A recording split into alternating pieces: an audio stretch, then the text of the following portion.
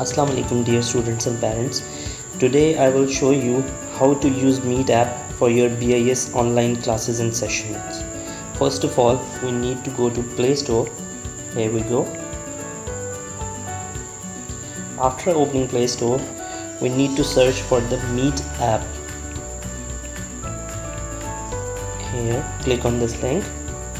After opening this link, we need to hit install.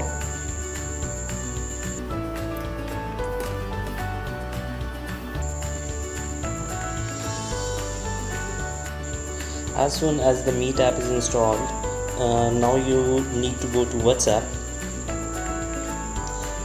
Here you will see a meeting URL for your online class by your teacher. You need to click that link. After clicking, you will be prompted by this. Click on Meet and click on Always. Continue with the instructions. Click Allow and allow for all the permissions.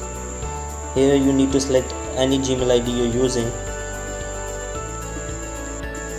After opening the link sent by your teacher, you will be at this screen. Here you will be having the option of Ask to join and to present. You need to select Ask to join. As soon as you will click that button, your teacher will be prompted and you will have to wait as soon as your teacher will allow you to enter in the class.